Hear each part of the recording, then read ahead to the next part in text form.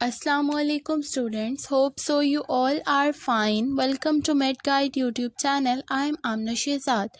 Student आज हम discuss करने वाले हैं स्कैपुलर मसल्स को। स्टूडेंट स्कैपुलर मसल्स को डिस्कस करने से पहले हमें स्कैपुला और स्कैपुलर रीजन का पता होना चाहिए।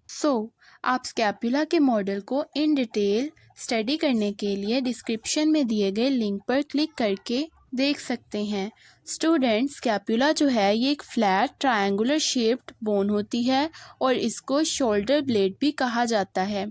अगर हम स्कैपुलर रीजन की बात करें तो जहाँ पर जो है वो स्कैपुलर मसल्स लोकेट करते हैं that is called scapular region. Basically इनकी लोकेशन अपर थोरैसिक रीजन में होती है, रिब केज के डोर्सल सरफेस के ऊपर। यानी कि स्कैपुलर मसल्स जो हैं वो थोरैसिक केज के पोस्टीरोलेटरल एस्पेक्ट पर लोकेटेड होते हैं। स्टूडेंट्स स्कैपुलर मसल्स में 6 मसल्स आते हैं: deltoid muscle, subscapularis, supraspinatus, infraspinatus, teres minor, teres major. अब हम इनको वन बाय वन डिस्कस करते हैं। First of all deltoid muscle. Student deltoid muscle को 3 पार्ट्स में डिवाइड किया जाता है: spinal part of deltoid muscle, acromial part and clavicular part. यहाँ पर आपको कलर से डिफ्रेंशिएट हो रहा है। स्टूडेंट्स जैसा कि नेम इंडिकेट कर रहा है कि डेल्टॉइड मसल का स्पाइनल पार्ट अराइज होता है स्कैपुला की स्पाइन से, इसी तरह से acromial part of deltoid muscle originate होता है acromion process of scapula and clavicular part जो है वो अराइज होता है क्लेविकल से। स्टूडेंट्स नेक्स्ट आती है इंसर्शन ऑफ डेल्टॉइड मसल। ये तीनों पार्ट्स जो होते हैं डेल्टॉइड मसल के ये इंसर्ट होते हैं एक टेंडन की फॉर्म में। इसका मतलब है कि ये पार्ट्स जो डेल्टॉइड मसल के हैं ये बॉटम से एक एंगल बनाते हैं, एक ट्रायंगुलर बनाते हैं और एक टेंडन की फॉर्म में इंसर्ट होते हैं ह्यूमरस की डेल्टॉइड ट्यूबरोसिटी में। इस तरह से इनकी इंसर्शन होती है। नेक्स्ट डेल्टॉइड मसल के एक्शंस। स्टूडेंट्स जो एक्रोमियल पार्ट होता है डेल्टॉइड मसल का, इसका फंक्शन होता है कि ये आर्म की एबडक्शन करवाता है, अवे लेके जाता है mid line of the body से।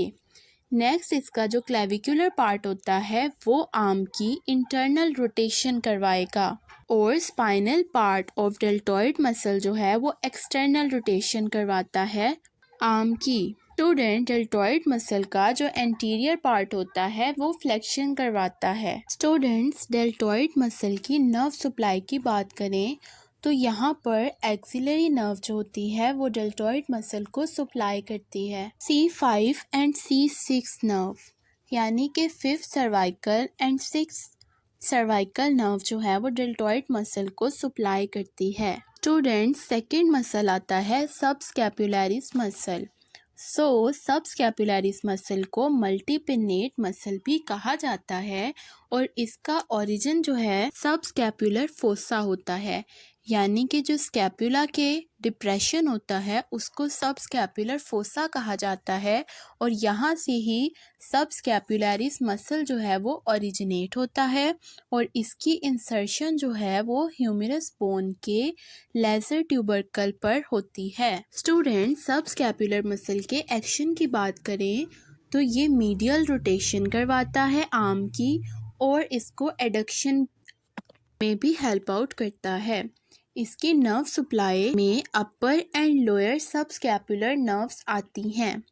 थर्ड मसल है supraspinatus muscle. Student supraspinatus muscle जो है ये ओरिजिनेट होता है सुप्रास्पाइनस फोसा। ये फोसा भी स्कैपुला की स्पाइन के सुपीरियर रीजन के ऊपर प्रेजेंट होता है और यहाँ से सुप्रास्पाइनेटस मसल जो है वो ओरिजिनेट होता है और ये मसल जो है इसकी इंसर्शन ह्यूमरस के ग्रेटर ट्यूबरकल के ऊपर होती है। Next action of supraspinatus muscle. इसको एबडक्टर भी कहा जाता है यानी कि ये आर्म की एबडक्शन करवाता है और यहाँ पर जो नर्व सप्लाई है वो सुप्रास्कैपुलर नर्व सप्लाई है। स्टूडेंट, नेक्स्ट मसल आता है इंफ्रास्पाइनेटस मसल। जिस तरह से सुप्रास्पाइनेटस मसल का ओरिजिन सुप्रास्पाइनस फोसा से होता है, इसी तरह से इंफ्रास्पाइनेटस मसल का ओरिजिन इंफ्रास्पाइनस फोसा से होता है। और अगर इंसर्शन की बात करें तो इसकी इंसर्शन भी सेम सुप्रास्पाइनेटस मसल की तरह होती है और ये भी ह्यूमरस के ग्रेटर ट्यूबरकल पर इंसर्ट होता है। स्टूडेंट, इंफ्रास्पाइनेटस मसल का एक्शन ये होता है कि ये आर्म की लेटरल रोटेशन करवाता है और नर्व सप्लाई जो है वो इसकी सुप्रास्कैपुलर नर्व होती है C5 और C6। नेक्स्ट हमारे पास सेकंड लास्ट मसल आता है, that is teres minor. Teres minor जो है ये ओरिजिनेट होता है स्कैपुला के लेटरल बॉर्डर से और इसकी इंसर्शन जो है वो ह्यूमरस के ग्रेटर ट्यूबरकल के ऊपर होती है। स्टूडेंट, टीरिस माइनर का एक्शन जो है वो सेम जो है वो इंफ्रास्पाइनेटस मसल के एक्शन की तरह होता है, यानी कि ये भी लेटरल रोटेटर होता है आर्म का। अगर आप इस तरह से रिजेम्बलेंस करके मसल को स्टडी करेंगे तो आपके लिए इसको याद करना बहुत इजी हो जाएगा।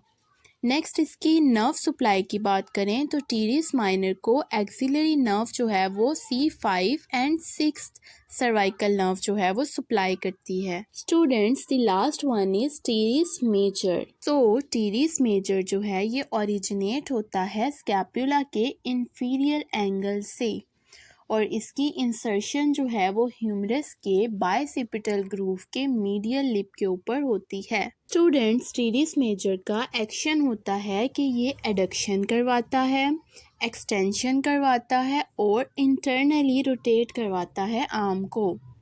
और इसकी नर्व सप्लाई को डिस्कस करें तो यहाँ पर लोअर सब स्कैपुलर नर्व जो होती है C5 एंड C6 जो है वो सप्लाई करती है। स्टूडेंट्स, अगर आप बोन की एनाटमी को अच्छे तरीके से अंडरस्टैंड करेंगे तो आपके लिए मसल्स को याद करना बहुत इजी हो जाएगा। और बोन्स की तमाम वीडियोस जो है वो हमारे चैनल पे ऑलरेडी अपलोड हो चुकी हैं। स्टूडेंट, यहाँ पर एक और इम्पॉर्टेंट क्वेश्चन आता है कि रोटेटर कफ मसल्स।